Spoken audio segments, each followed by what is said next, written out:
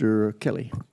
Yes, sir. And General, do you feel like our southern border is more or less secure today now that we don't have just unknown threats pouring through every single moment of every single day who may or intend to? Do you think we're more or less safe today on the southern border? Congressman, we are more secure today on the southern border. And talking a little bit, Admiral, just in Southcom, I think that is one of the areas we can have the greatest impact. So what are we doing state partnership program-wise? What are we doing? Back when I was a young lieutenant, they used to send engineer units to build roads, basically combat trails for us, but roads. They would build soccer fields, do infrastructure, help with schools.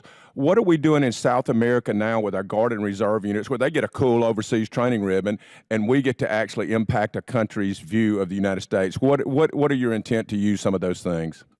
So, Congressman, that's one of my biggest levers I have in the region is right after security cooperation, I always talk about state partnership programs. We currently have 24 states partnering with 30 countries in the region, so it's a very powerful lever. They do everything from subject matter exchanges, cyber, aviation ops. They're all in on us, and I can't do without them. Yeah, and going back to those projects, though, we used to send engineer units and other type of units routinely to South America, which, again, gave them engagements and gave them familiar, but also gave support, soft support to. Are you looking at reiterating that thing that we did in the 90s and 2000s? So that's ongoing, sir. That, as well as the U.S. Army Corps of Engineers, we're totally engaged in the region with the assets that we have. Yes, sir. And then back to you, General. I'm really concerned. You know, we had a Chinese air balloon fly over the United States and basically surveil the whole United States, and we shot it down after it got everything that it wanted. We continue to have folks who surveil or send drones over our bases or put infrastructure things that have the potential to surveil. How serious are we in Northcom in the protecting and hardening our bases against surveillance and also attacks? Congressman, between both NORAD and Northcom, we're very engaged in what you described. NORAD to ensure that the air sovereignty of the United States and Canada are maintained. Northcom for the UAS challenge that you mentioned. And we're working with the services and with the department to increase not only the capability, but also to expand the authorities we have to knock out not only aircraft or UASs that are a direct threat, but also that are surveilling over the installation. And I'd like to even see it expanded beyond the installation to ensure they can't see anything sensitive on our bases. Thank you, General. In the balance of my time, I yield to Mr. McGuire.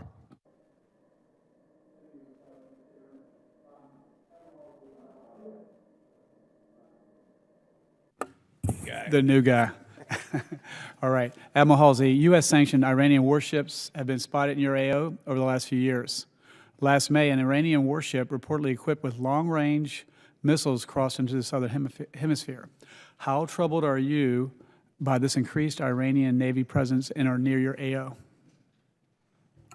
I'm always concerned, right? So again, we must be credible, present, and engaged. I can't be more clear about that. So when it comes to resources and assets to meet presence with presence, we must do that. Again, this will be for Admiral Halsey and Mr. Leonardo. Under the Belt and Road Initiative, China has established itself as a dominant player in telecommunication infrastructure throughout Latin America. How could China use their command of Latin American telecommunications and infrastructure to threaten America's network?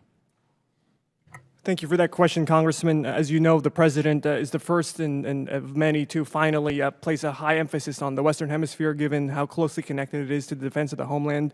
And with his increased focus, just specifically on Panama, for example, working with those partners over there, they've successfully withdrawn from the Belt and Road Initiative, knowing that that influence in that region, particularly with the Panama Canal, would be extremely detrimental to American interests. So I think the administration is very proud of that increased emphasis on that and making sure that we encourage our partners in the region to withdraw.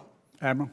So we're laser focused on the possible Chinese incursion from the standpoint of cyber, right? So when you put Chinese technology on your critical infrastructure, whether it's 5G or safe city, smart city technology, our job is to try to illuminate and make sure our partners understand what they're dealing with, and then try to find an option, right? So again, some of our partners work very closely with us. We do cyber exchanges all the time. Every exercise we do has some cyber component to it to try to make sure we can help our partners.